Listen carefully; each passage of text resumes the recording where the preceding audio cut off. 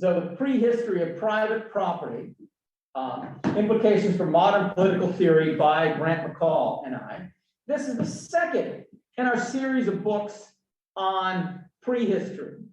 When I became a philosopher, did not think I would be writing about prehistory, but as I go through philosophy with social contract theory and Lockean property theory, I found so many people in philosophy making claims about prehistory, not backing them up, that I think these claims need to be debunked. So eventually, as I started looking into these claims, reading anthropology, I met Grant McCall, an anthropologist at Tulane University, who was also working on debunking things that people say about prehistory that just simply aren't true.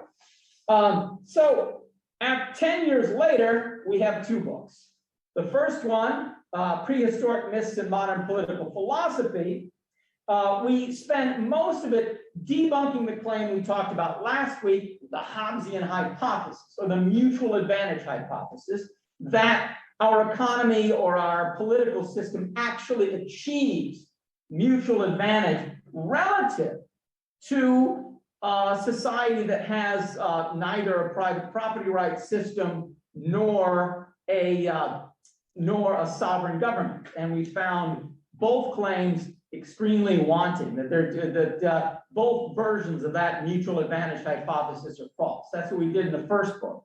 So now in the second book, The Prehistory of Private Property, we look at three more claims: the inequality hypothesis, the market freedom hypothesis, and the individual appropriation hypothesis. We define those as, the inequality hypothesis is defined as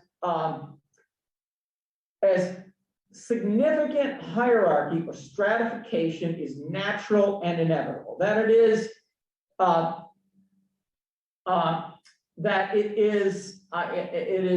either impossible to have a society where people are significantly equal politically, socially, and economically.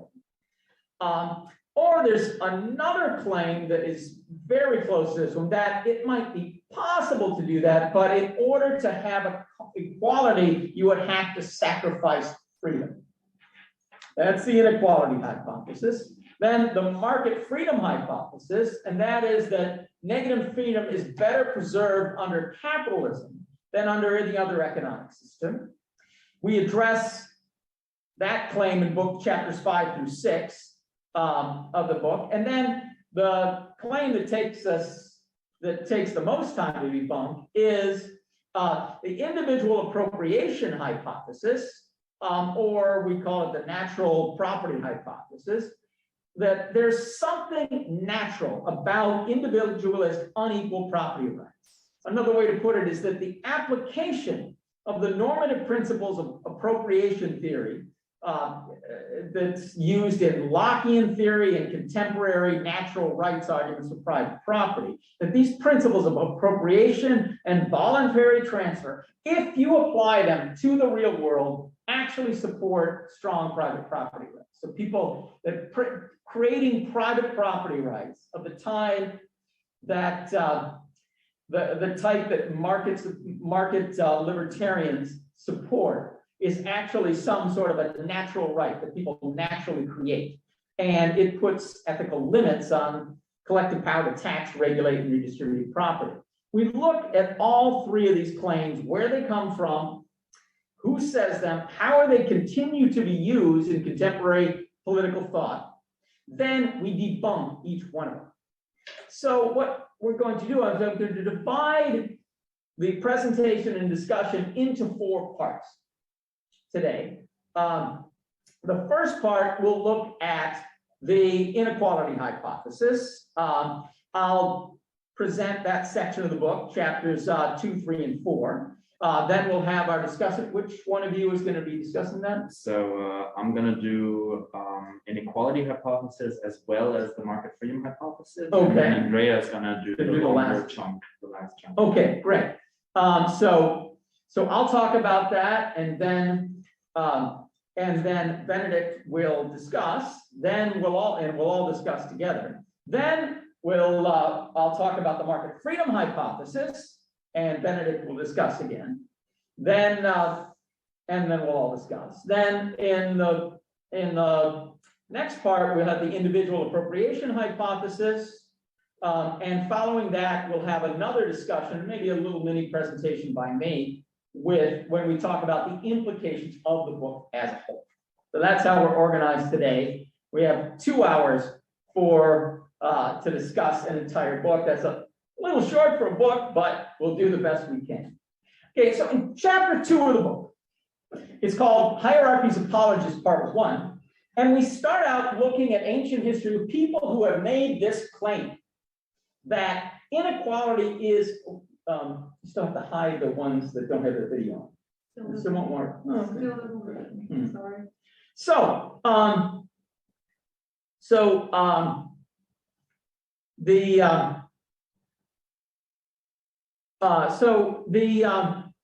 We look way back in history and go to ancient China and the ancient Mediterranean area and talk about how people were arguing that inequality was natural and inevitable. And then we show throughout history in various times and various places who's making this claim and why are they saying that it's inevitable. And what we find is, and I'm not going to go through all these different examples. It's really kind of interesting to go through all of them, but the point of going through all is that there are many different arguments why inequalities are. There's all this agreement that inequality is natural, inevitable, and equality is impossible. But all these different arguments why it is impossible. Why is it impossible to have equality? And what you find is what people in chiefdoms are saying is different than what people in ancient China were saying, which is different than what people in ancient Greece were saying, which is different to what medieval Christians were saying and early modern people. Everybody has a different reason, but they all are justifying the same thing. Inequality is natural, and they use it. They all use these arguments, these claims. They all use this claim that inequality is natural and inevitable to create a system where they maintain existing power structures that cause inequality and stratification with force, that use force to maintain a system of existing inequalities. So the pattern suggests that it's an unfounded rationalization, that if equality was actually natural and inevitable, we would agree why. And we would agree what type of inequality. Some are trying to justify inequality by birth. Some are talking about adjusting inequality by how much money you own. Some about political inequality between different tribes and groups and so forth, or caste inequality, or racial inequality. So the pattern suggests that what we have really is a rationalization. The fact that the arguments for these contradict each other, and also the idea that they needed to use force to enforce the hierarchical system, all implies that they're probably false. That they're probably false. If inequality were natural and inevitable, we wouldn't need so much force to enforce all these different equalities. Now then, in chapter 3, Hierarchies Apologists, Part 2, we look at contemporary theories and see how it's used in contemporary theories. And that tends to happen in 2 different ways. One, you get a functionalist, sort of Hobbesian argument for inequality, that there has to be inequality to enforce rules. The king has to be above other people to enforce rules. So there has to be inequality for reasons like that. This I doubt when you look at the fact that you can have, say, a very low status police officer arrest a very high status movie star or some other celebrity. That the person enforcing the rules doesn't necessarily have to be above other people in hierarchy. There does have to be some definitive decision-making process. Why that has to have hierarchy, I don't know. Then there's a new one that doesn't appear so much in history, and that is inequality is not impossible, but it conflicts with freedom. So it's impossible to have an equal society that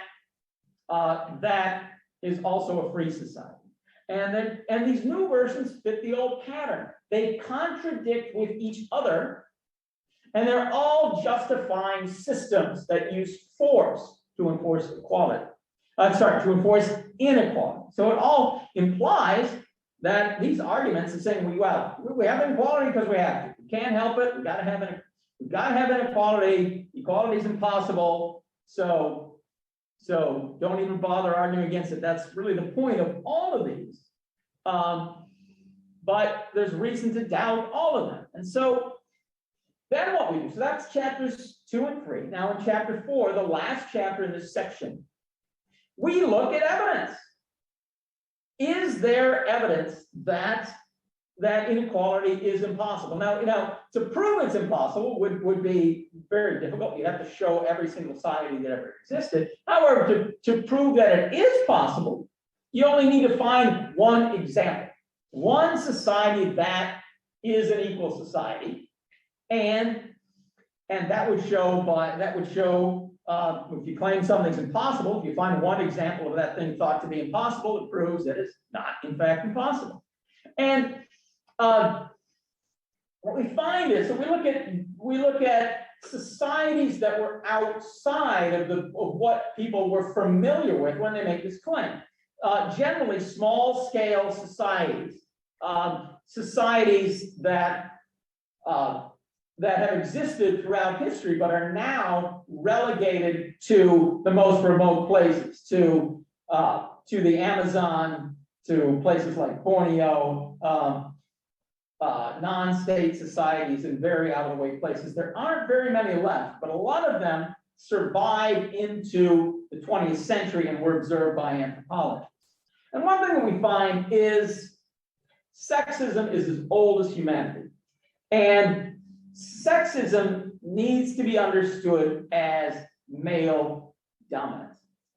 Sexism is not one gender oppressing another, because, well, it would be if we could find some examples where there actually were societies where women dominate the women. And in known to either history or ethnography or anthropology, there are no examples of a sexist society where it's the women who are on top. Either things are just about equal or men are oppressing women. And when you want to talk about sexism, you've got to understand it in that way. It's not two groups that don't get along. It is one group that across so many different cultures tends to be putting itself above another. Now, there is at least some amount of sexism in every society, but not all societies are equally sexist. And what we find in the smallest, loosest, most non-state society we know of, groups that are often called bands or immediate return societies or egalitarian societies, are small groups of people who are nomadic foragers and do not store food. They move from place to place, hunting and gathering and consuming what they hunt and gather that night without saving it. And what you find in these societies is that you get very significant political equality. You get significant gender equality, not perfect, but very significant. You have equal freedom, which we'll argue in the next section. We talk about how people are very free in a society. So there's the whole other section of the book on that. I won't dwell on that. You get people who are eating the same food, staying in the same shelter, wearing the same types of clothing, using the same types of tools, and being able to demand that other people share their tools with you if they have something they're not using or more stuff than they need. Equal land access, etc. And some people looking for examples of inequality have resorted to counting calories to find out, okay, well, is this person who's a really good hunter? Do they consume more calories than other people do? Other people who are not malnourished. Well, if you got to resort to, when you're looking for inequality, you got to resort to counting calories among healthy people. I think you've got a society that's actually very equal. And one of the really interesting things is how it is maintained. People maintain it through leverage that they have. What you have is in a nomadic band like this, you have people who are free to leave each other, but actually kind of need each other. They don't need this specific group of people, but they need to be with some other people. Because what happens if you go out and hunt by yourself, you'll do all right most of the time, but some days you're not going to get anything, and you're going to come home hungry. It's much better to hunt with a group of people where you're all going out separately, and then you're unlucky today, somebody else is lucky today, and then somebody else is lucky the day after that, and then you're lucky after that. You want people to go out, hunt, and bring back what they have and share it. Well, under those circumstances, you've got to get people to play along voluntarily. If we have this image of native peoples having the Indian chief and the medicine man, and they rule top down and order people around and stuff like that, and this does not happen in the smallest scale societies. You get people who sit around and talk and say, you want to do this, you want to go over here this time, you want to go hunting, let's not go hunting, whatever you want to do. But you've got people who are free to go out and hunt and bring back what they have and share, but they're also free to go out and hunt. And if they want, not come back at all, but go and join the band next door, or go live by themselves for a while, or just them and one or two other people. And you do see these groups being very fluid and breaking up and getting back together again. And under those circumstances, where everyone is free to leave, it is hard for anyone to lord it over everyone else. And it becomes possible to ridicule somebody who tries to lord it over people, to criticize people who are lording it over people, to be disobedient, even to kick somebody out. People will desert somebody or refuse to cooperate with somebody that's putting themselves ahead of others. They also do it with a tool they call demand sharing. It's widely agreed within the group that if somebody asks for something you have to give it, or everyone else all day will tell you how stingy they are, and all day until you get sick of it and give it to them, or they'll just tolerate it if the other person takes it while you're not looking. They will appeal to egalitarian religious belief, and in extreme, they will. Many bands have executed people for trying to lord it over people. So that proves a possibility. Now, people might say, well, that proves a possibility for these societies that there's really no chance of me joining one. What about the state society? Well, in state society, we don't have the same kind of leverage. We're not all free to just walk away from our society and join another one at any evening we feel like it. But we can employ these sorts of strategies, the ridicule, the criticism, disobedience, if we give people the freedom to disobey other people, we can use these sorts of strategies. And some states, the evidence isn't great, but there is significant evidence of history of state societies, some Mesoamerican societies, the Harappan society in the Indus Valley, and other states that have come and gone in various places that have been, as far as we can tell, much more egalitarian than some of our contemporary states. And if you also find out, and if you also look at the range of states that exist today, we get some that are very hierarchical and some that are less so. We don't have any that are as equal as band societies, but we do have some that are much more equal. All right, I'll turn it over to Benedict for replies. So, what can I say?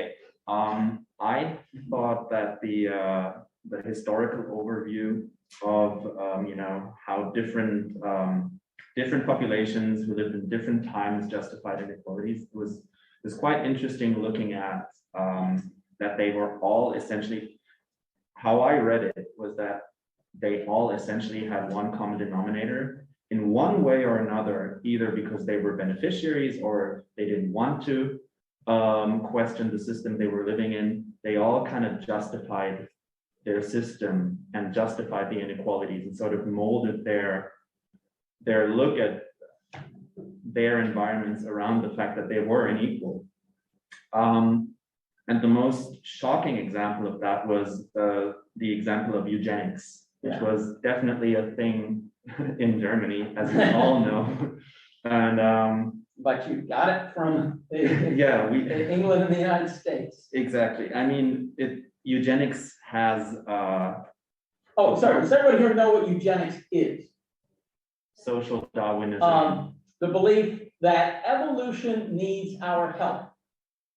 That we have to have the survival, that the survival of the fittest isn't working anymore, that we're letting weak people live and breed, and that is harming the DNA stock of everyone. So, and their basic strategy for that was have rich people have more kids and have poor people have less kids. Yeah, and as we all know, Germany took that to its probably most perverted form in the 1930s and 40s, committing mass genocide. Yeah, and so some people might not know the most eugenic thing that they did was not actually the Holocaust of the Jews or the Romani or the Jehovah's Witnesses, or even homosexuals, but of the disabled people. They were killing disabled people because for this fear that that those disabled people would pollute the gene pool of everyone else.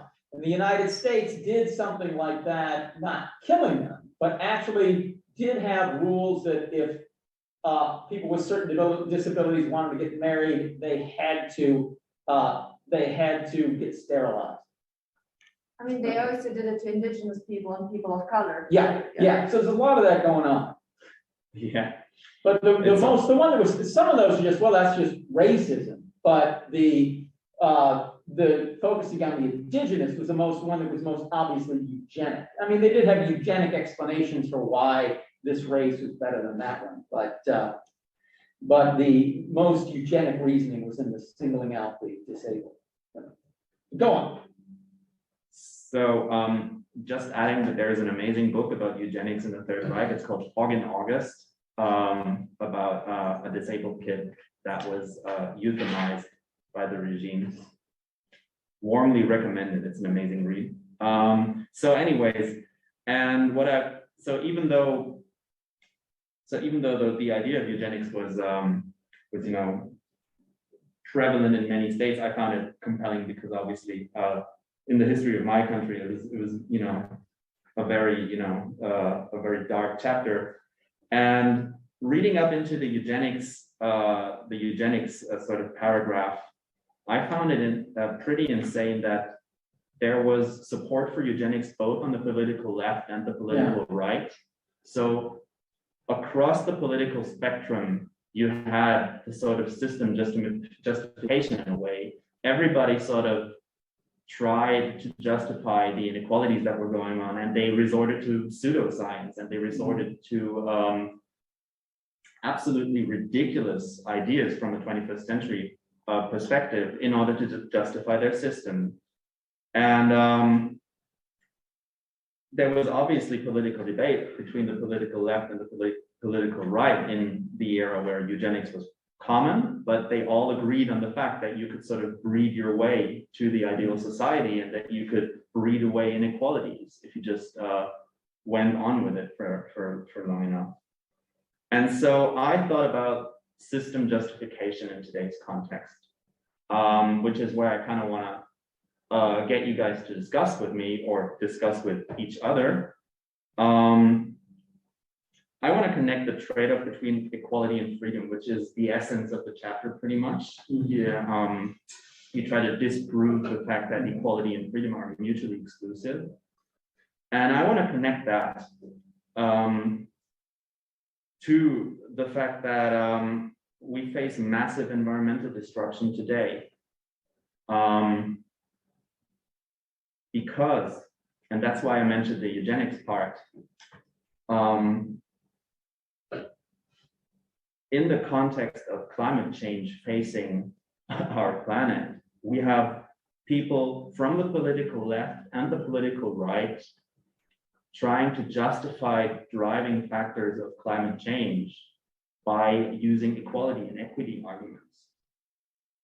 If we pay the fair price for meat, it has to become more expensive. You have people on the political left saying it's unfair that poor people get worse access to what we consider at least, basic nutrition. I also want to throw in a decision by the German Supreme Court as an answer to a Climate Protection Act that was passed in, a couple of years ago. And the German Supreme Court said that the Climate Protection Act by Merkel's party wasn't enough. It shifted too much responsibility for the consequences of climate change to younger generations. And obviously there were a couple of technicalities and technical terms in their decision, but their main argument was based on freedom. They said that virtually every freedom is potentially affected by these future emission reduction obligations because virtually all areas of human life are still associated with greenhouse gas emissions and thus at risk of drastic restrictions after 2030. What I'm onto here is, do we need, when we discuss the trade-off between freedom and equality, do we need a time dimension? Because freedom today means less freedom tomorrow. And sort of equal access to what we consider basic commodities in today's highly complex industrial societies always has an environmental trade-off. So what I want to ask you is, do you think that our freedoms today affect our freedoms tomorrow? And where does equality come in?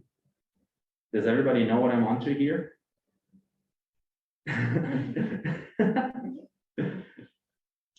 All right, let's go to the class. What are your reactions to my presentation and Benedict's take on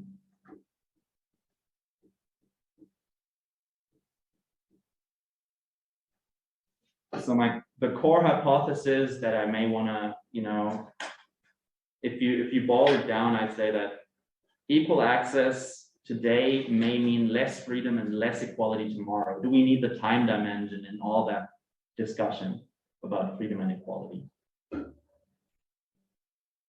Some may call it a hot take, some may find it compelling.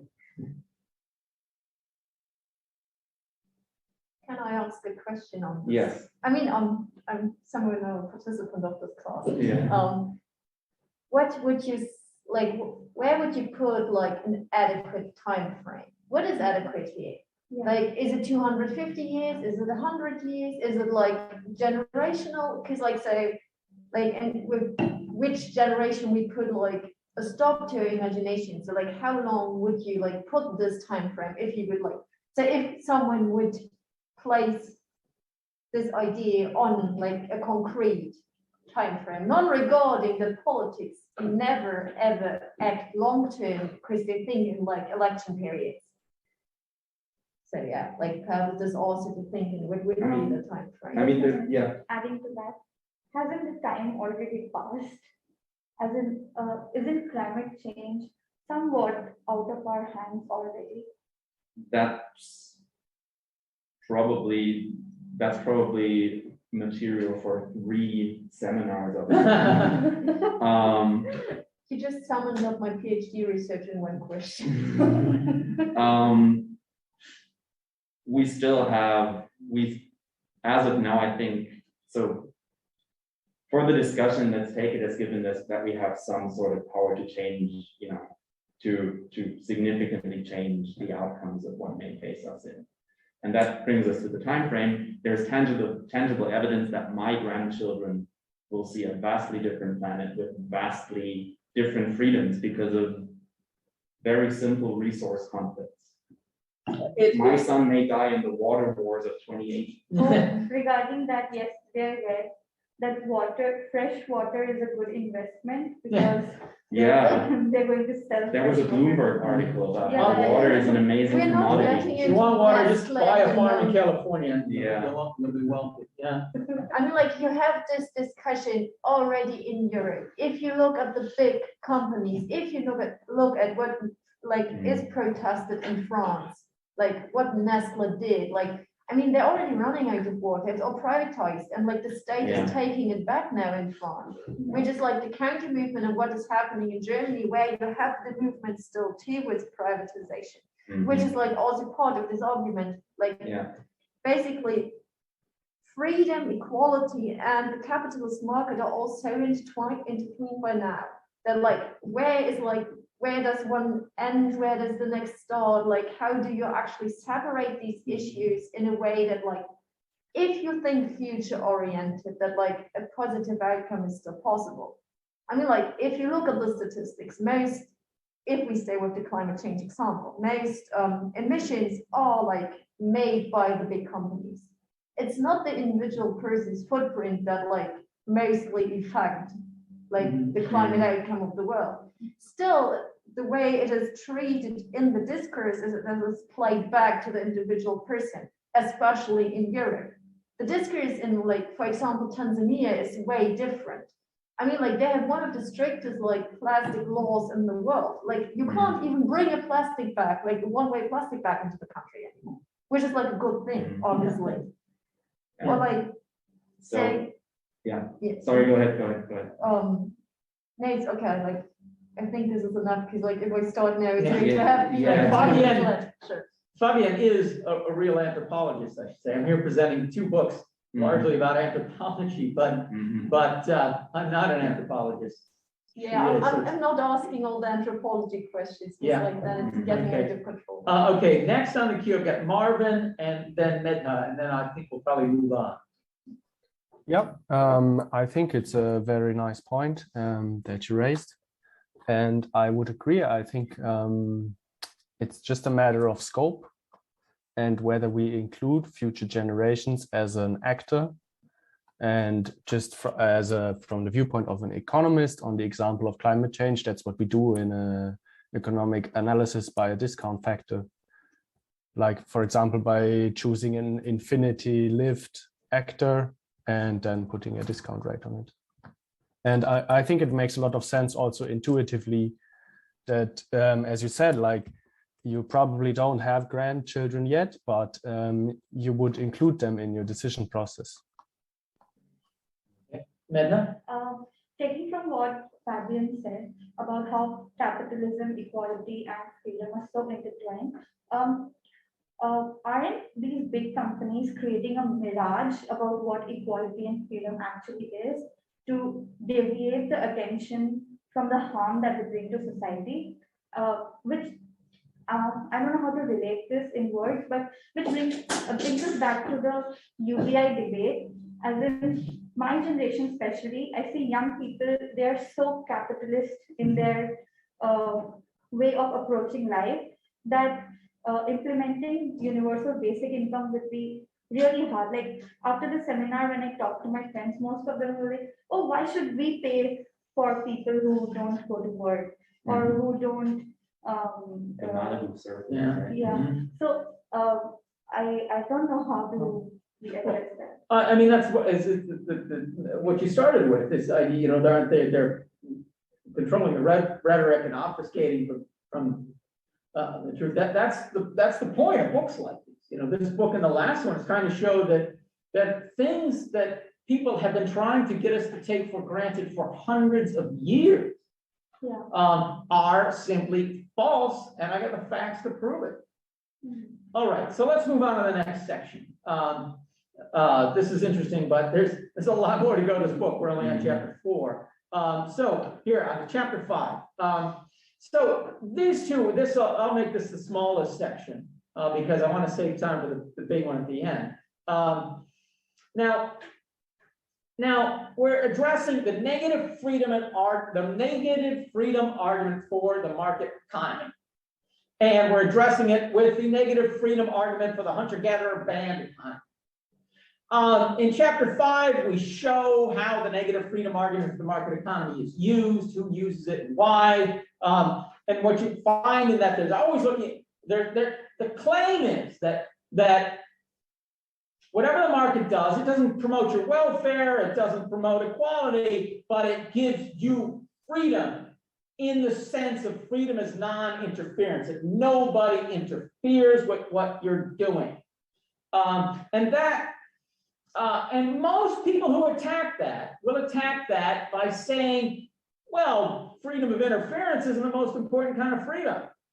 Well, that attack might work for some areas, but then you're conceding this ground. You're saying that the people saying that we have to have unfettered capitalism with no taxation, regulation, or redistribution of property are right, that that's an economy where which is freest in the sense of not being interfered with. But when you look at the argument here, it's always the freedom of the property owner, and not looking at the fact that when you establish this thing is my property, what that is more than anything else is the right to interfere with somebody else who might want to use that thing. If this land is my land and this land is not your land, the one thing I can certainly tell you to do is you can't come on unless I say. I can interfere with you. It is a license to interfere. And that gives you, if you own the property, that gives you lots of freedoms. If you got this land that nobody else can use unless you say so, there's a lot of things you can do on that land without interference. It does give you freedom from interference if you have property. If you don't have property, it interferes with you. So a very small window of argument that they have to say either that this promotes freedom in a negative sense, in a meaningful one, not just saying, oh, well, we just define freedom as exercising your rights to property. Well, that's just tautological and meaningless. If they're saying that it actually is delivering more freedom from interference to most people, would have to be that, well, it's just so easy to get the property that you need, and the freedoms of living your life that come from that are so great that it doesn't matter that some people start out with no freedom. Actually, over the course of their lives, they will have greater freedom from interference because they'll get the property they need to get free from interference. And so we look at that, and most people have been just comparing that with socialism, but counting every regulation socialism puts on the property owner and counting that as new unfreedoms and not counting the relieving the lower class from the unfreedoms that they have.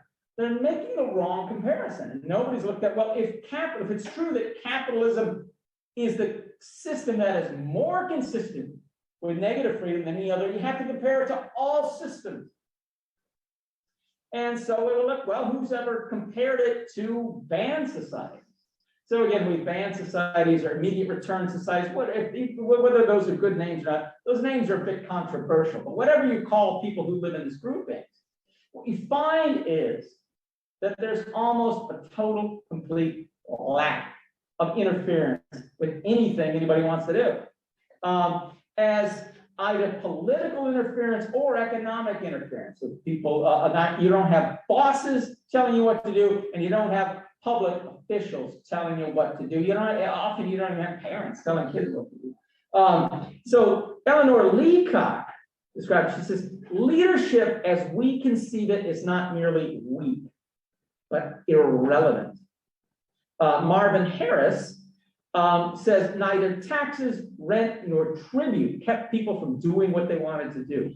And even some proprietarians have recognized this. A man named proprietarians, my word for property rights advocates who use this negative freedom argument. This guy, Thomas Mayer, wrote an article called Hunter-Gatherers, the Original Libertarians, where he credited their effective economic mobility, the fact that they said they could go out and hunt by themselves and never come back to this band or join a new band or whatever they wanted, as long as that this effective economic ability made people very free. However, he never seemed to care the fact that they had this absence of private property. He never even looked at that. He seemed to think as if dutiful people, once they started claiming property, they'd all just accept that. Well, people in societies with common property rights regimes do not easily accept somebody just saying, oh, this is private property now, you can't touch it. So when you compare the freedom of people in these societies with the freedom of the least free people in market societies, the people with no property, you find that they're freer in terms of status freedom, or what this Mayer guy calls effective economic mobility. The power, what I define in the book we'll be discussing next week, freedom as the power to say no, to say that I don't need to follow somebody's orders to survive and to live my life. In a society with a common property rights regime, whether you're a hunter-gatherer or whether you're a fisher, or whether you're a farmer, if you have a common property regime, so you have direct access to the land, you do not need a boss. You don't need, when going into work has nothing to do with going and following a boss's orders or following a client's directives.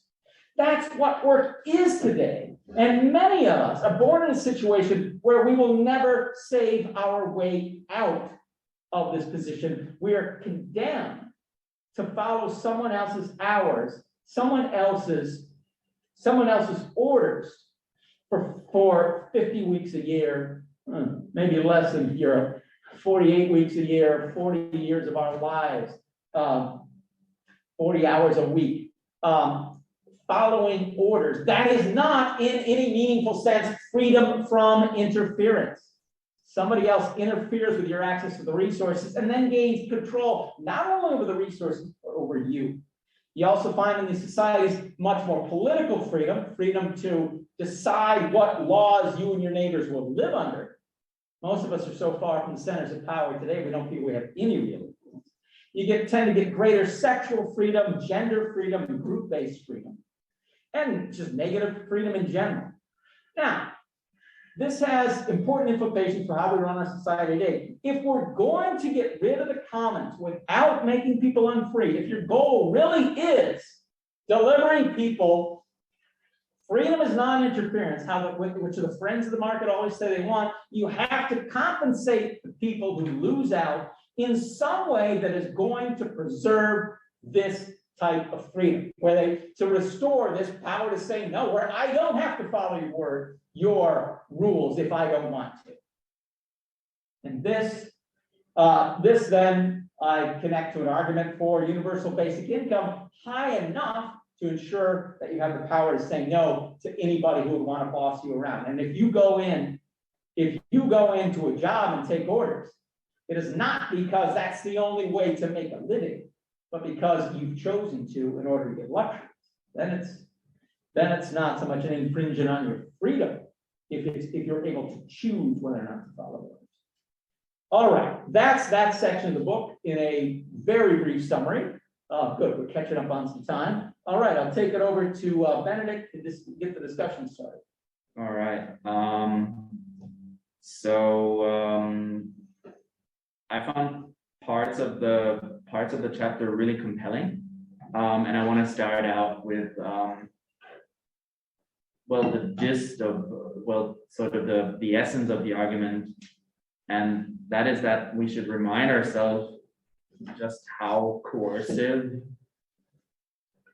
our capitalist everyday life really is. We face coercion in so many ways, and I mean the liberty and freedom discourse may be a lot stronger ideologically in the US.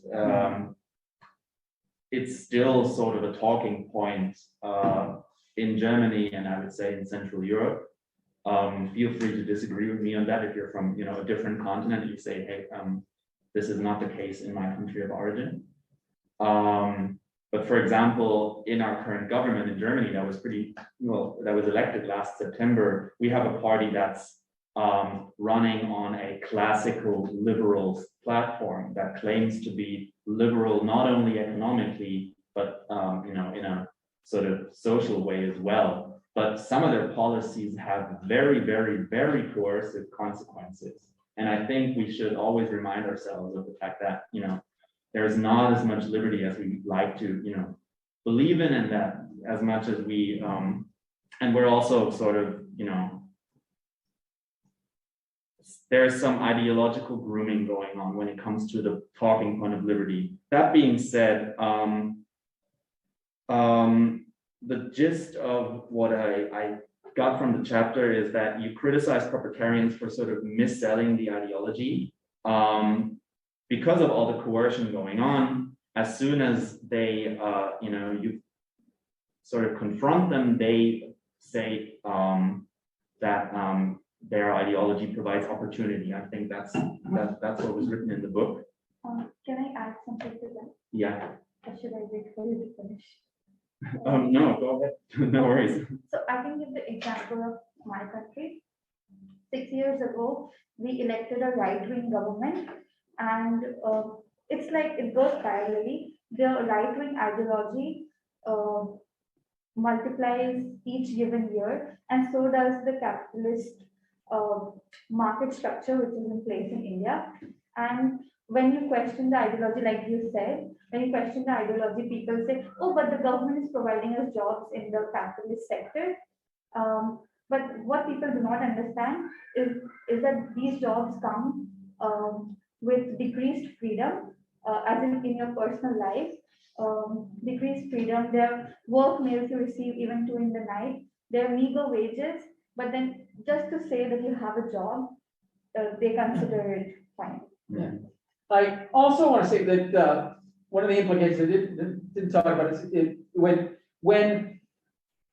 you look at this comparison between the market economy and stateless, small-scale nomadic stateless societies, you find that when people are unfree with that, that makes us question the comparisons we've been doing among our society, because they will make this claim that when you tax this person to redistribute to that person, you are sacrificing this person's freedom to help this person's welfare. And they'll say it's never worth it helping somebody's welfare at the sacrifice of freedom. But in fact, this person whose welfare you're helping is in fact very unfree, and you are extending their freedom from interference. The interference that the establishment of this private property rights system has imposed on them against their will. So you're actually promoting freedom when you take from rich and give to the poor, when you consider the types of interference that the poor are subject to. Okay, Dritan, you had your hand up. Okay, thank you. Well, I don't genuinely think that we are extending and promoting freedom if we look at it from an individual perspective. When you look at it from a collective perspective or a societal perspective, it might be the case. But if you tax me, for instance, simply because I earn more, in the name of extending freedom to somebody else, by providing that, by redistributing that income, we are looking at it from a collective perspective and not from an individual perspective, because that tax negatively discriminates me and positively discriminates somebody else. So it's some kind of you know, the utilitarian approach of how do you call it? I mean, you're basically not promoting individual freedom. Maybe you are providing the society at a better position in general, but you're not helping individuals. And to say more about it, if I earn more and you tax me, well, actually, I already pay more in taxes. You know, if I get 10,000 euros and I will pay less than somebody who gets 100,000 euros. So the amount that somebody pays is already more than somebody who earns less, and actually it interferes with someone's individual liberty. No, okay, I can see that I haven't made the arguments in these two chapters clear to you. It was a very quick presentation, but I clear that they're not clear to you because you don't really seem to understand what I'm saying.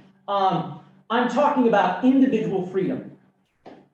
Freedom of specific individual people. And I'm talking about actually the system you're advocating. The system is, or at least you're advocating here for the sake of argument or whatever, is one that positively discriminates against some, positively discriminates in favor of some and negatively discriminates against the freedom of other people. When you divide the land into so-called private property, as if people had a real right to this, you divide the land, the government makes rules to say, you get this, you Dritan get this, and Marvin over there gets nothing. Then you, Dritan, are interfering with Marvin for your own welfare. So you get to have all this extra stuff. You're interfering with the use that Marvin might make of those resources of the earth. You have made him less free. And if you're doing that with this land, and he's doing that with that land, and she's doing that with that, so there's no land or other resources left. So then Marvin has nowhere to go, nowhere to sleep unless he pays rent to one of y'all people. And the only way you can pay rent to one of y'all people is to work for one of your people.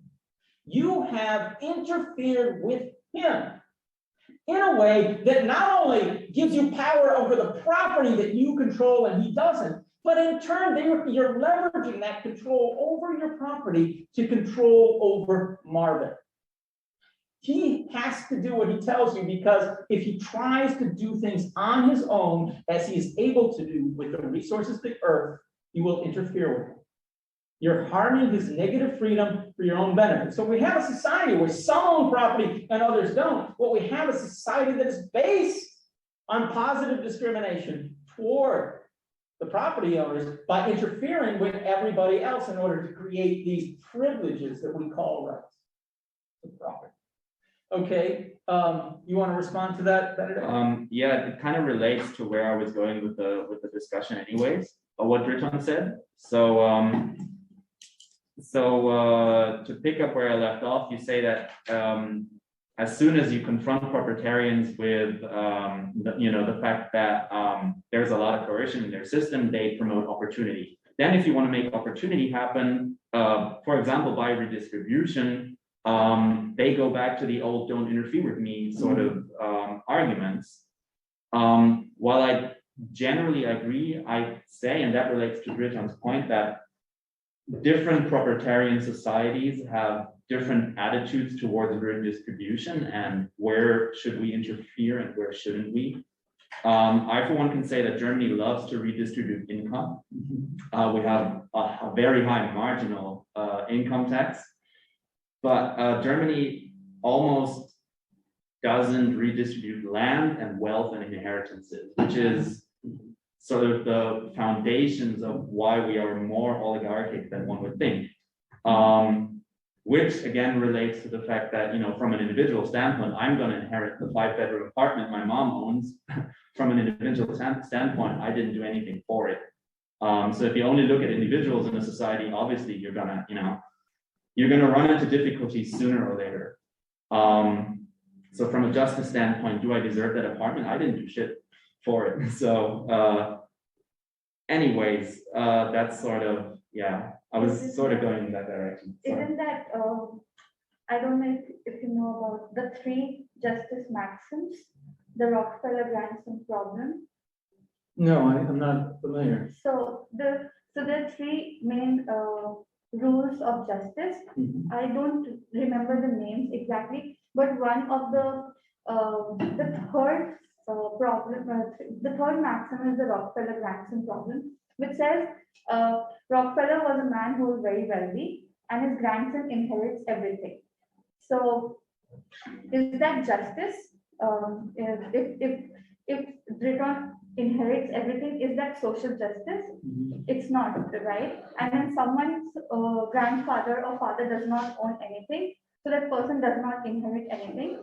So it will be sort of an injustice to that person if he does not have a land or a house of his own. And that's where debates like UBI or reservations for the poor, or I sort of to say social security comes into place to redistribute that kind of inheritance so that we have more equality in the society. Okay, now let's let Dritzan get the last word in and then go to a break. Okay, Dritzan. Okay, thank you. I heard Marvin actually made a good point earlier when he mentioned that from an economics perspective, we in our economic models we include infinitely lived agents. In some way or another, we are thinking of our sons, our daughters, or our children, and probably grandsons. And wouldn't inheritance is actually a good thing, and if it didn't exist, wouldn't it disincentivize people not to work? It kind of serves accumulation of wealth, kind of serves as a stimulus for somebody who's ambitious and wants to work and have a good life, and probably probably give it to his dearest people, which are their children. So if that didn't exist, and if it wouldn't be just, I would think that it kind of disincentivize people not to work and not to accumulate wealth. Isn't that good? Oh, okay. I want to work. So let's take a 5-minute break. All I'm saying is that if Benedict inherits his mother's apartment, it's not necessarily a bad thing. Right. I think it's cool. Let's take a 5-minute break and meet back here at 4:23. And then we'll start the next section. Sana, can you? Okay, welcome back. So now we move on to the third and largest part of the book, where we talk about the individual appropriation hypothesis, or the claim that there is something natural about the right to private property. So I discuss in chapters 7 through 9, a pretty substantial part, it takes 3 chapters to do this. I discuss the meaning of this theory and what these theories are trying to say. You have these theories where, since John Locke, people have been saying somebody goes out in the woods, chops the trees down, and makes it his property, increases the value of the land much more than it was before, and therefore it's his land.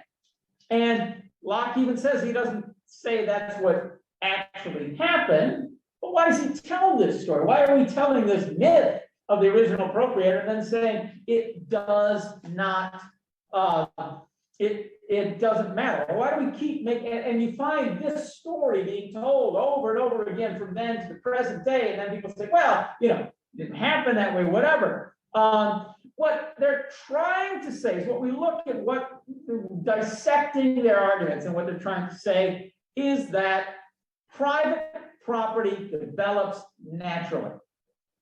If you leave people free from interference, what they're going to do is to create this institution.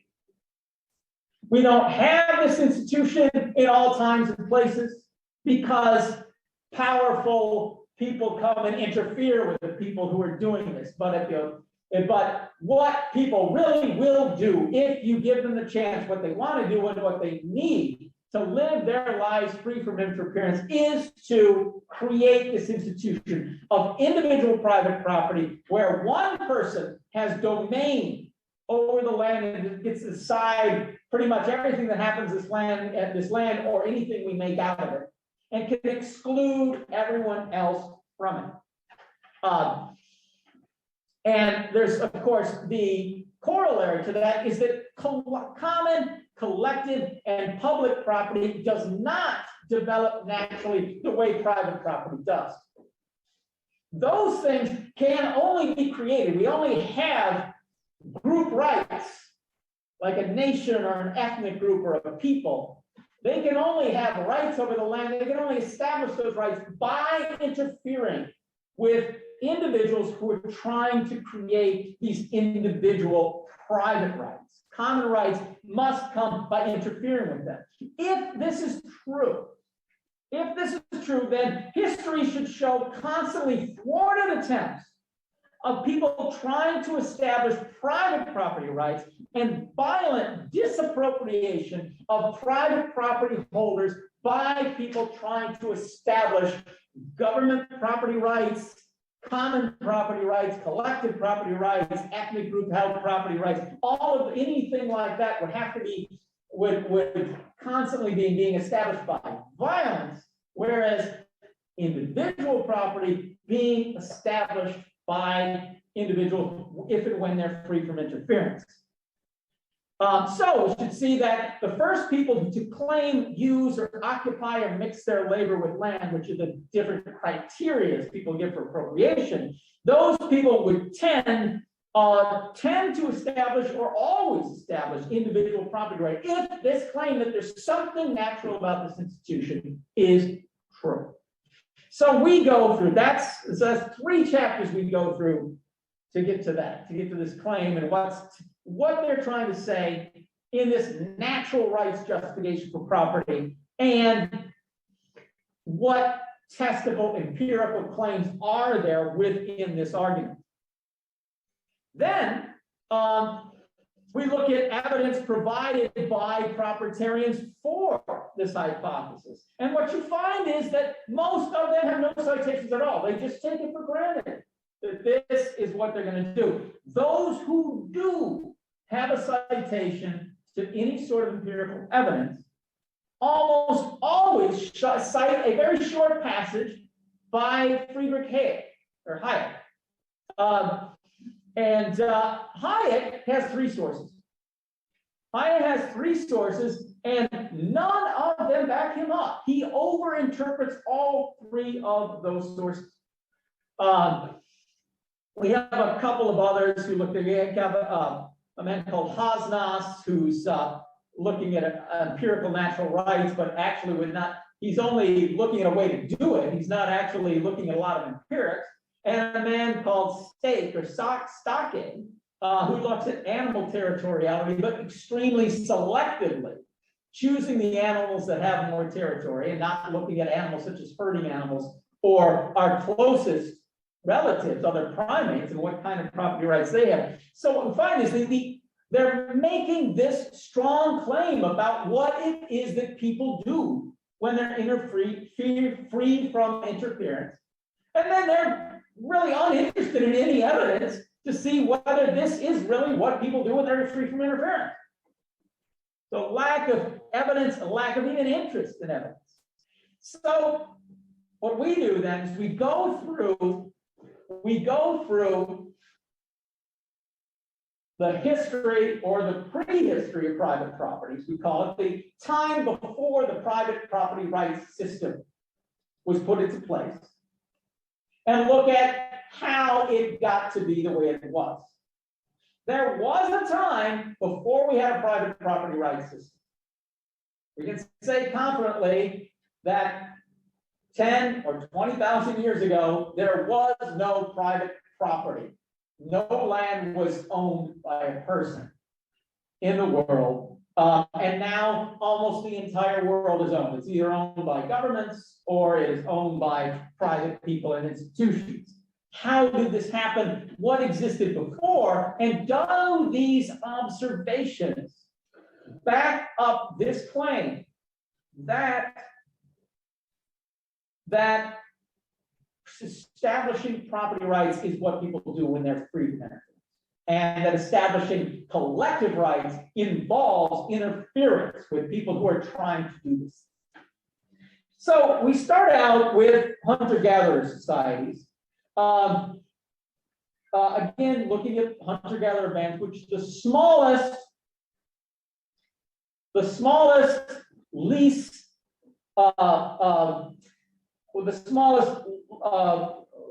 loosest groupings of humans that we know of. And what, from archaeological evidence and the beliefs of anthropologists, the contemporary societies who probably have existed the longest. People have always been capable of creating different kinds of societies, but in a world of abundant game, as there was for most of human history, it was very possible for people to just be nomadic hunters and nomadic hunters for tens of thousands or hundreds of thousands of years. And that's what, from the archaeological evidence, that's what it seems that most people were doing during the first 200,000 or 300,000 years that humans were on this planet. And for most of the preceding 7 million years when hominins were making us more and more different than other ape species.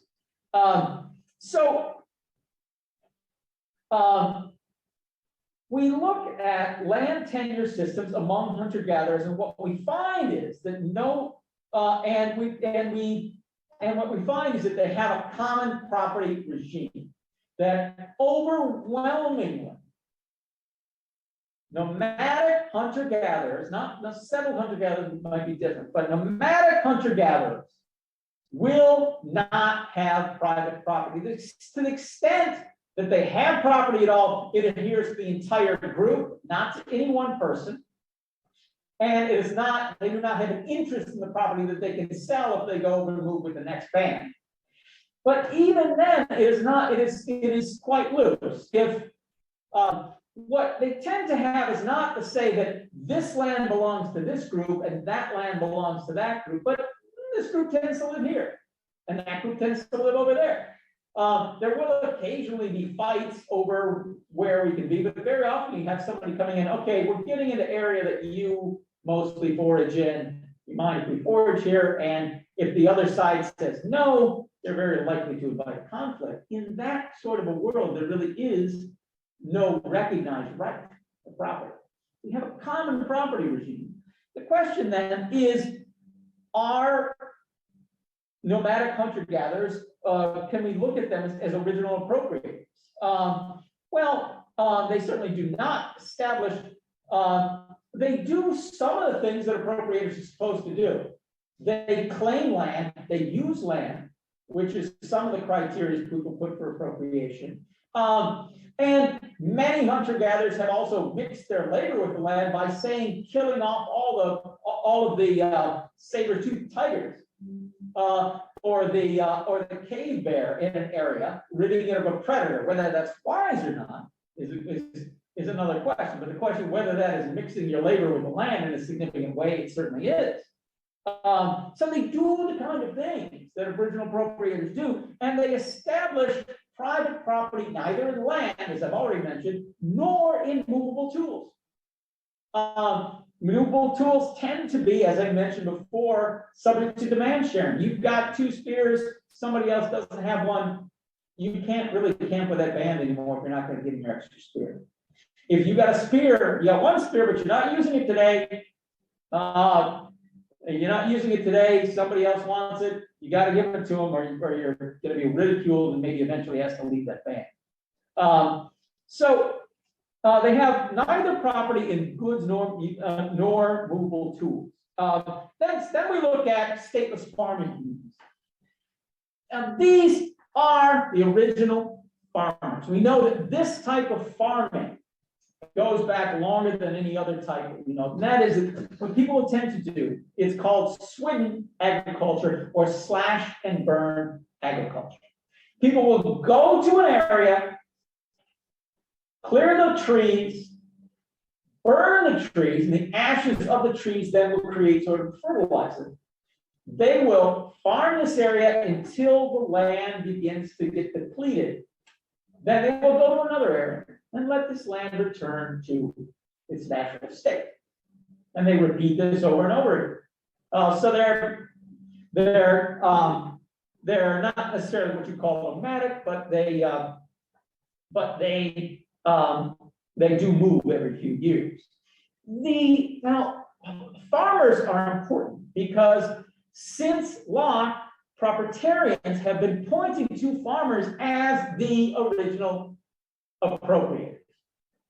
They are the ones who first very clearly mix their labor with the land, very clearly make claims to it. These farmers, but what you find then is these first farmers will they do what Locke says, and that is create private plots of land. And overwhelmingly in groups like this, I don't think you can find a single group like this that actually does create individual private property.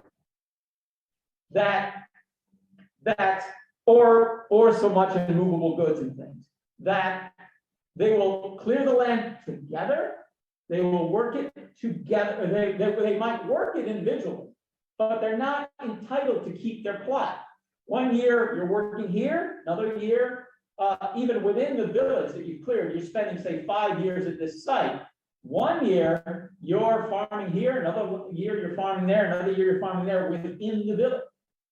There is no idea that this land is mine, but me as a member of this group is entitled to a share. Somebody who comes and joins the group,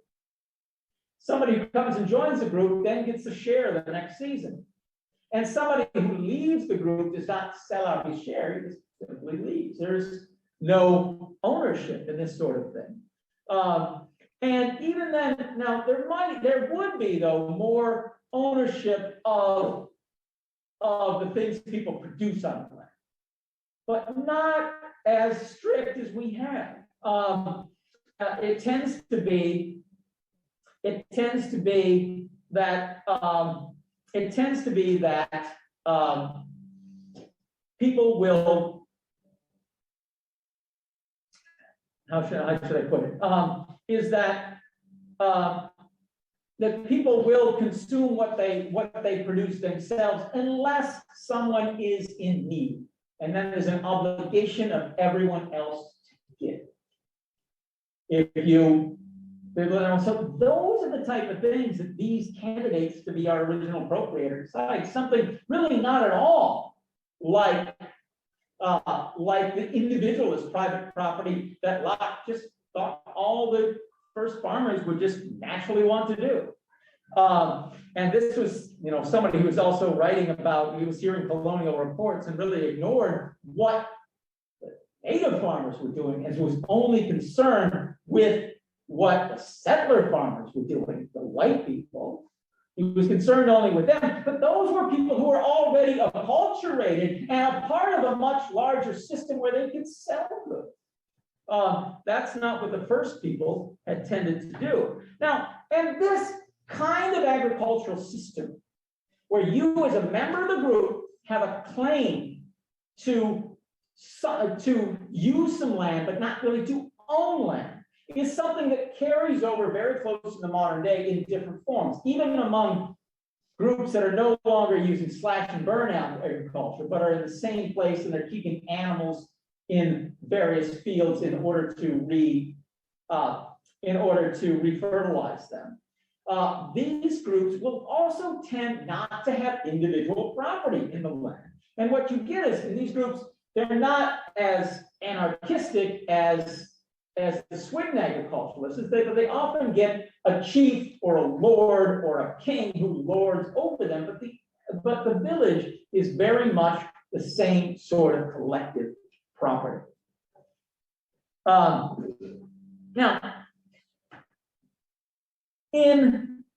by the time you get to the earliest states, Mesopotamia, Egypt, Shang China and so forth. Well, actually, it's quite a bit before Shang China when you get so. But you get land tenure systems in these places that are neither are those private. In Egypt and Mesopotamia, what you had was really large-scale agricultural irrigation projects to support agriculture. And those irrigation projects would tend to be coordinated from the center by the pharaoh or the kings or whatever you want to call them. And it was a top-down system with really very little private property at all at first. And the development of privatization in the ancient world does not begin with the people at the low level. You get, in some areas, you got these big hydraulic agricultural products where they're irrigating the land, and these are run very top down. You get these village agricultural settings that I've already described with the parasitic government put around on top saying, you got to give us these taxes, but otherwise you run yourself. You get those kind of agriculture, nothing really private at all. There is no original individual private property owner for the king to disappropriate. The people the king is disappropriating are these village people and hunter-gatherers, people who are using property in a common manner, not in the individual private. When you do get private property, it begins from the palace down. The king establishes, this is my palace, my own. It's not just me representing the people here in the palace. It might be that way at the temple over here or in the irrigation over there. I run that for the people. The palace, mine, as an individual. And then the king has a palace. Well, maybe the king's brother is going to want a palace, or he has 3 sons. Maybe they're all going to get a palace. It filters down from the top, and it is still pretty rare until the classical period. You get Greece and Rome; these things get to be a little more common. But even in Greece and Rome, the original appropriators in Rome are not people who just went out in the wilderness and farmed. They are the original appropriators, the people who are awarded with individual private property tend to be military commanders who have gone and conquered territory, very often territory of people who are practicing much more collectivist common institutions of property, took that land over. And then the government says, as a reward for your service, oh, great general, we will give you this land as your private dominion. And that's where we get dominion, which comes down to us today as private property. This idea of having full control over this land. It begins there. But even then, so that gets us to the Roman period. And this is, of course, in much, much more detail in the book. If you like reading history, you want to see the story of a long story of how property is developing, read these 7 chapters of the book. And in the cusp of the modern era, in the 1300s and 1400s, when you have Europe is poised to begin its colonial movement, most of the world is still living in a village agricultural setting. Some are also still nomadic hunter-gatherers, some are settled hunter-gatherers, which I haven't really talked about. Around the world, that is a vast majority of people. You have a private dominion system only in the cities and pretty much only in Europe. It's still very top-down in India and China and in the Inca Empire and the Aztec Empire, places like that. It's still very top-down. It's really only in the cities in Europe in the 1300s and 1400s where you have something that we would recognize as individual private property. In the rural areas, you have the village agriculture with a government-appointed lord on top and the dukes and earls and kings on top of him. It's still this the individual private property owner is not there. But between then, between the 1400s and today, it has become ubiquitous. And this is thanks mostly to two well-known historical movements: the enclosure movement in Europe and the colonial movement outside of Europe. Within Europe, enclosures began, some say as early as the 12 or 1300s, but in a big way, especially in England in the 1400s, where the lord who was presiding over people with common rights to the land in villages, the lord would say, well, these people are really just tenants. And their rights to the land aren't really rights, those are traditions. And that's really not so important. What's important is that I own this land. That I'm a landlord, which is more of a private term. I want to be the private owner of this land. And then I want to have the right to make to kick my tenants off. Okay, yeah, they've been working this land for thousands of years, but I want to kick them off because I want dominion over this land. And Parliament and the king let them do it, a little at a time, a little at a time. And this enclosure movement in England takes the bulk of it is not complete until the 1700s, and there's still vestiges of it well into the 1800s, when they're still doing more enclosures. That mainly starts in England, but it spreads around Europe. It is not complete. It is not complete in Russia when you have the Russian Revolution. And it was actually the communists who finished it. The communists, rather than what their so-called collectivization, was actually creating a top-down hierarchy where you've got a manager on top that can give orders to everybody else in their daily lives about stuff like that, really mimicking the private property system in the West and what had been a very communal system that you would think communists would have liked. But what they really like is top-down stuff. That's how it spreads throughout Europe. Throughout the rest of the world, this institution is spread by European colonialism. Europeans, much like their Roman ancestors, go and conquer territory all over the world, and they award settlers by taking land from private people who are practicing these more common communal institutions and saying, we're going to make this private dominion. We're going to interfere with you. We're going to force you to drive to create this private property system.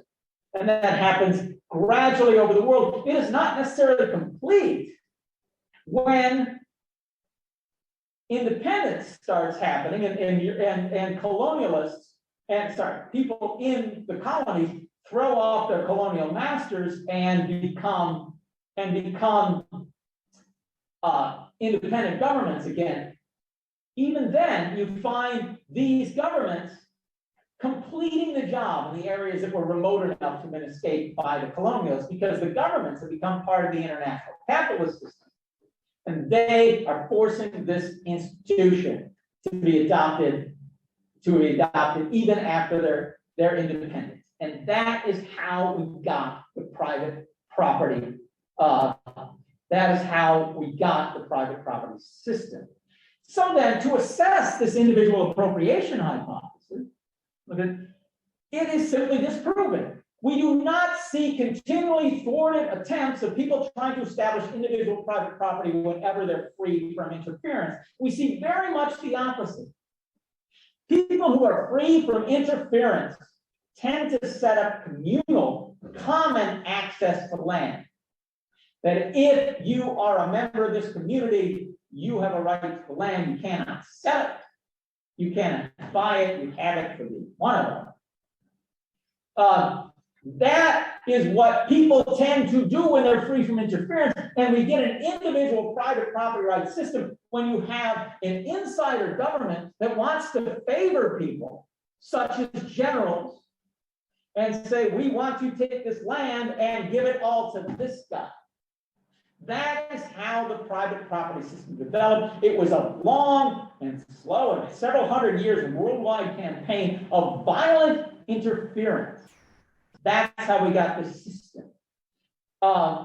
So the first people to discover, use, claim, occupy, or mix their labor with resources over the most of the earth, established complex, overlapping, flexible, non-spatial, partly collective, and land tenure systems with significant common elements, nothing like the dominion system that we have today.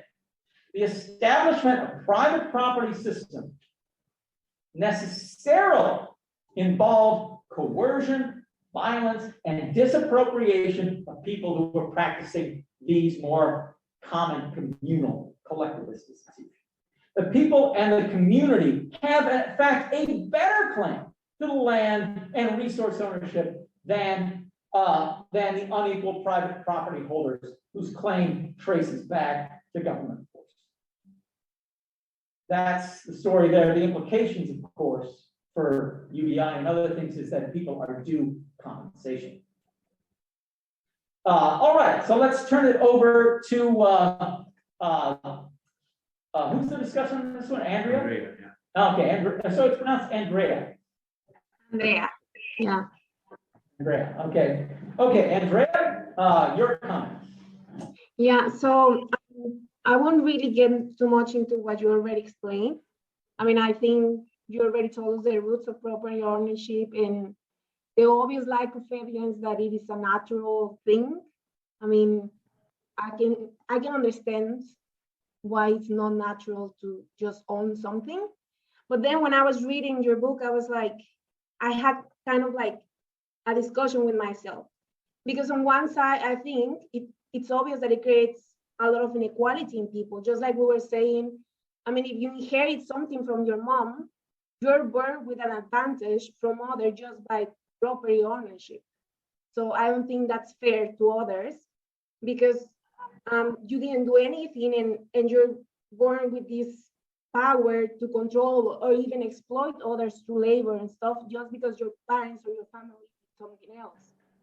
But I think like, how can we stop people from excessive property ownership?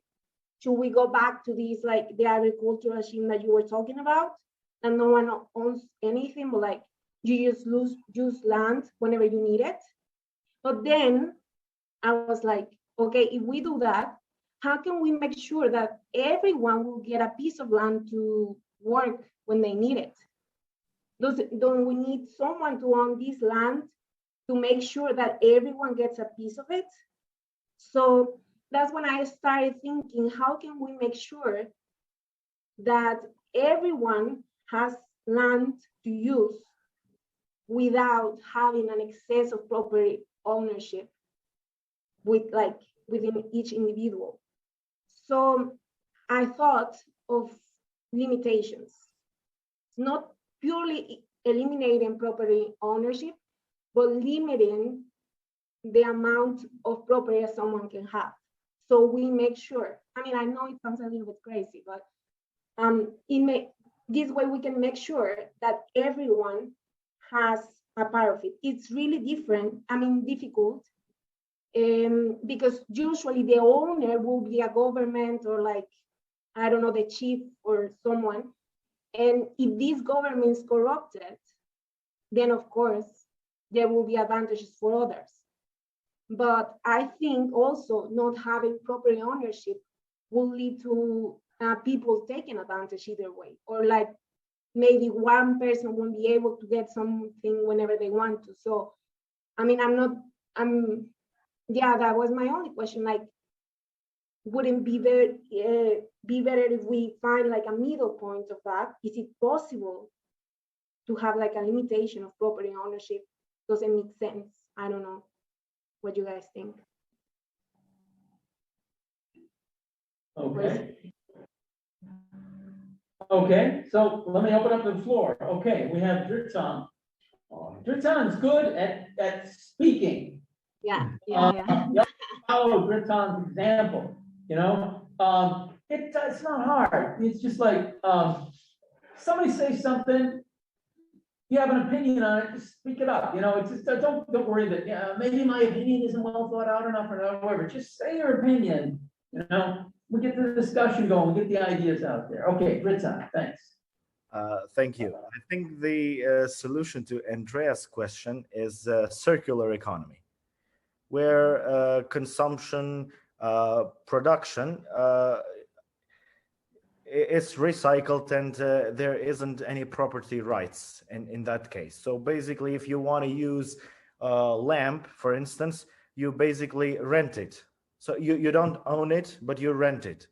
And whoever needs one, when you want to replace that, you will lease that to somebody else. They will recycle it. That lamp will be recycled, and in this sense, a cycle is produced and is put in place. So in that way, I guess everybody could have what he or she needs, and whenever he or she needs. So yeah, that's my 2 cents in this, in Andreas' question.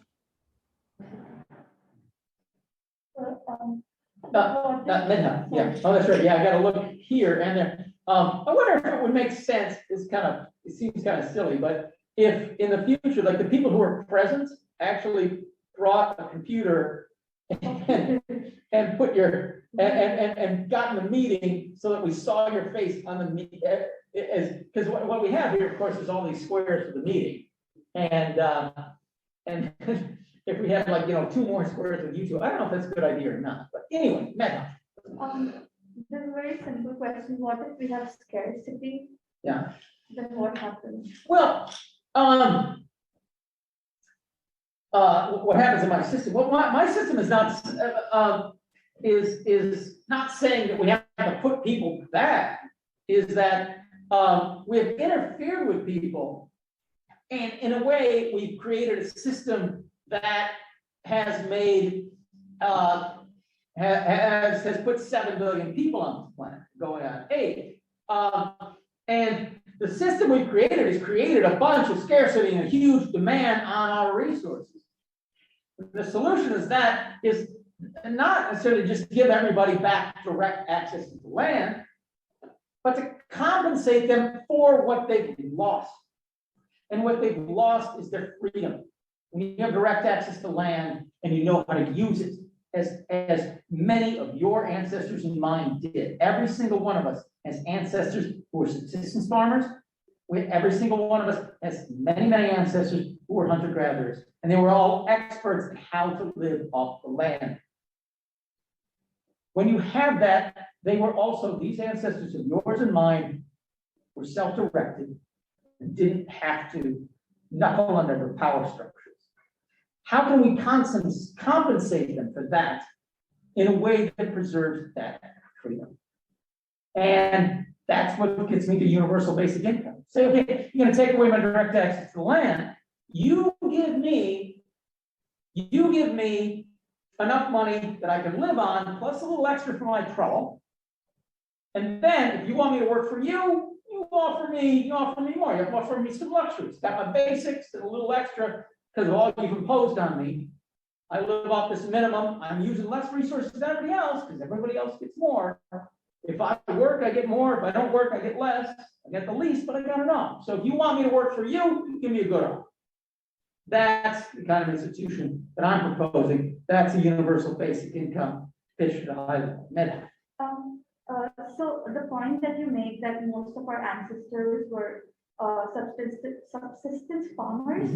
An interesting thing that I paid attention to, that I got attracted to when I came here in Freiburg, is that Freiburg claims to be a green city, Yeah. but no one will grow vegetables in the huge lawns, and there is nothing but grass. Right? Yeah. So something. So you could grow something in your garden, and then the government could introduce something like, okay, if you are growing fruits or suppose vegetables in your garden, then we give you a little bit of tax subsidy, because then you don't buy from the market much. That way. Yeah. Germans in the room, correct me if I'm wrong, but wasn't that the early 2000s concept for putting solar panels on your roof? Yes, it was. Oh, so like, I mean, you have an urban farming movement that exists. Yeah. It's just not as visible. Like it is there in Europe. It's a thing. I mean, it's not subsidized, but like, Yeah, The endless potential, so and many like, I mean, laws. just So like, many lawns. Yeah. I mean, just go to Bourbon, like people grow vegetables on their balconies and the balconies Yeah. look like they're going to fall off. Exactly, but Yeah. where I live in Weasel and people have fairly big houses there. As in they have huge lawns, So- which have nothing, Yeah. nothing. I understand the cold and everything else, the climate factor, but then there could be more ways to make that land more productive. well, I've got like four more families living on top of me, so I feel like I make a very good use of land.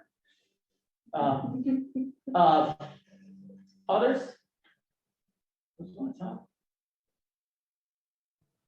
Okay, Andrea? I wanted just to add something. So we have kind of a new president in Mexico.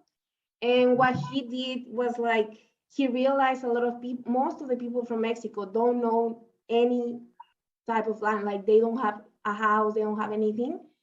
And so he proposed this limitation and he was like, no people should have more than 2 properties.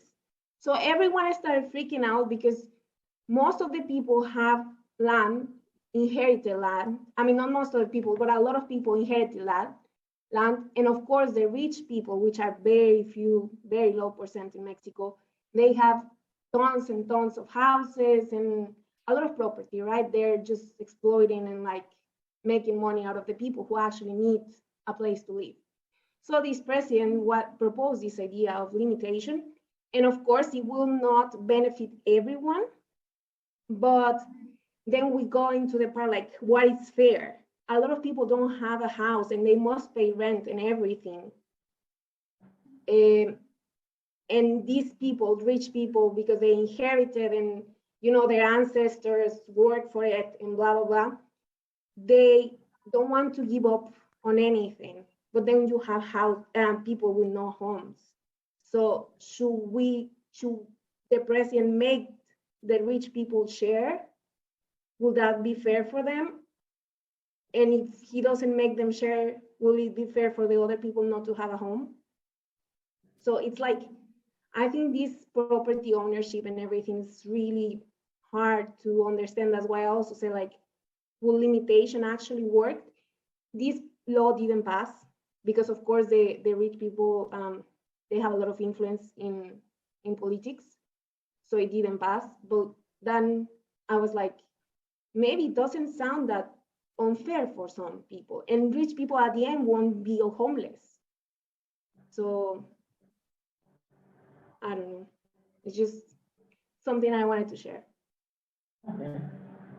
Any responses? Oh, Benedict. So this just came up.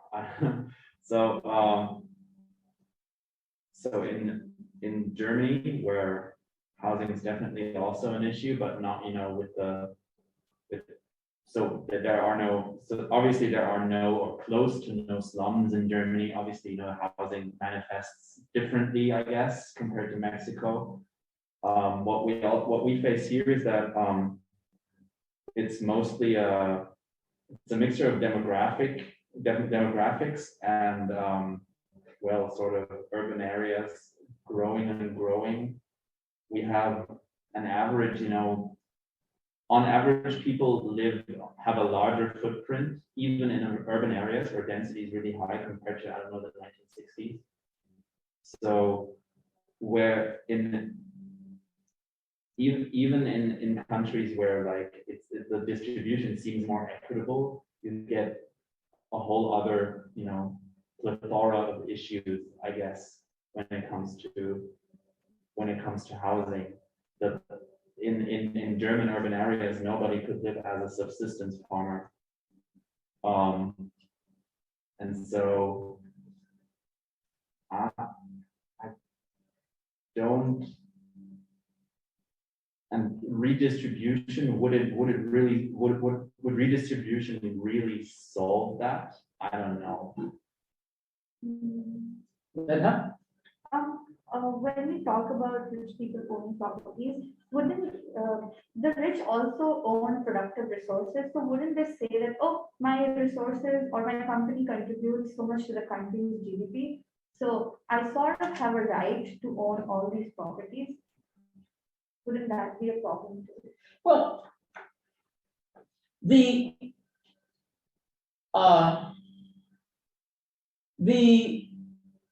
that when you do something, you play by the rules, and you win under those rules. I think you certainly and when you're doing something useful for other people, I think you certainly think you should get something. But what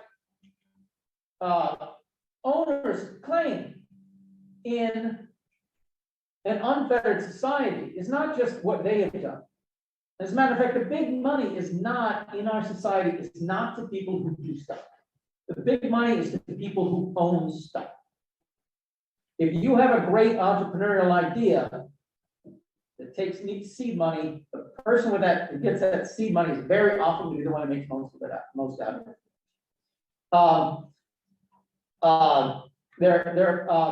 The heir to the L'Oreal fortune made $8 billion in the same span that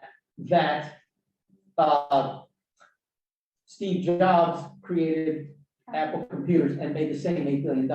All the heir did was own something that went up in value. And now Steve Jobs' children have made, and his other heirs have made more money than he ever did, because it's gone up more than after his life than him. But even then, the Steve Jobs didn't create the company by himself. He created it with the workers who worked for less than they might otherwise have charged if they had been freer to say, no, I don't want to work here. I can live on my own. But also they take advantage of past technologies. Past technologies have been provided to them free. Past efforts of past people, as if they all of these things. And one thing that they are all doing is that their wealth is not just made out of things people do, but it's made out of natural resources. And wealthy people are putting a bigger demand on the resources of the earth than everyone else. Whatever nice things they do, they are taking up more land, they are polluting our atmosphere more, they're polluting our groundwater more, they're polluting our ground more. They're controlling and using up resources in a way, as I said before, that gives them leverage over the lives of other people. And we can get them to do their nice things, the things that they do that are good for us, like building Apple computers. We can get them to do that and give them plenty of incentive to do that, and have them compensate everybody else for the extra demands they put on resources and for the things that they get from things like past technologies.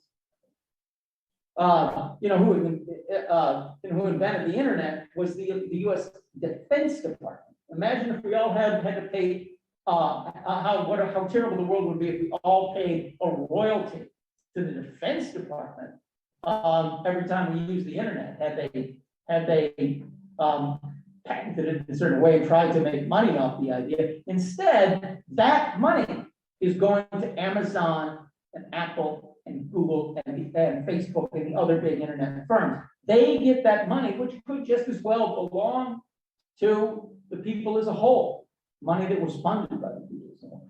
So what I'm asking is to compensate people who have less access to resources by the people who have more access to resources, enough that they can live on that and live decently on that. Then what you get, if you're a net recipient of the system, that's your reward for using less resources than everybody else. If you're a net payer, that's your fee. Okay, you built Amazon.com. Yeah, you get more than everybody else, but you're going to pay for those resources they use. And when we pay that, and we use free workers from the dependence on their job, that means you are going to have to bargain a little harder to get employees and end up paying them. That's what I'm envisioning as a solution. And we've kind of moved on to solutions. So, I've said, I'm getting to I'll get to your question, but or your comment. So I'm going on to the last chapter of the book when I talk about solutions to what implications that we've got here. First, the claim that inequality is impossible is false. The claim that inequality comes with a sacrifice of necessarily comes with a sacrifice of freedom is false. The claim that a very unequal private property rights system is freer than every other system is false, and the people who are made least free of it are identifiable, and with compensation we can restore some of their freedom. And finally, the idea that there's anything natural in a private right to property is not true too. So that private property rights then are something society creates. And we're going to create that. It's got to be something that is going to enhance everyone's freedom and benefit everyone, not just to benefit those who have it at the expense of everybody else because they're political insiders, as property has been designed for since the days of ancient Egypt. So all of those things together, to me, the first thing is the so-called libertarians, who are the market libertarians, who say that the market is about freedom, are not entitled to the term libertarian. They're propertarians. They put property ahead of freedom at every turn. But the human societies have been endlessly variable in the past and the present, and there's no way that humans are destined or obliged to organize ourselves in the future. We can organize ourselves as we choose and can change. It's more difficult in some circumstances than others, but we can do it in different ways, and the history of study can help us learn us how. So, and then of course, we argue for a basic income large enough to help protect every individual from being taken advantage of by everyone else. We have to do that because the commons is closed. The idea of restoring the commons is not realistic in the world today. But ownership for all, some minimal amount of ownership for all, is crucial. That's what we argue with the last thing. Okay, you probably have some discussing things to say, but Benedict's hand was already up, so I can go to you first. Yeah, it was a pretty small point. Yeah. Not only when it comes to so take the example of Amazon, that's when my hand went up. Not only when it comes to resources, but also when it comes to publicly funded things. Yeah. These companies profit immensely from all the Amazon logistics wouldn't be possible without the publicly funded road system. So we can even extend. I would say we can even extend that argument from resources in the most general way to whatever the state funded at some point they use to thrive. Mm-hmm. So it's only fair to make them to sort of, I would say, to force them. I would use the word force them to pay their fair shares, but that was just a mere extension of it. You're all looking at different aspects of my theory. In these last two books, I've been knocking down everybody else's theories. And this is why, when you see at the end of these two books, why I am very unsympathetic with contemporary social contract theory and the contemporary natural rights argument for private property. So I'm building up my own theory of justice in their place, which I call justice's pursuit of accord. I've highly developed its theory of freedom. That's in the first book. Independence, property, system-based income, a theory of freedom and power, say no, which in that book, I outlined the theory of freedom, and I'm still developing a richer property rights theory, which is not complete. You get bits and pieces of it in the things that the rest of you are reading. But look through these. When you're looking through them, look for my weaknesses. Thanks a lot for all this discussion. Really appreciate it. And I will see you all 1 week from today.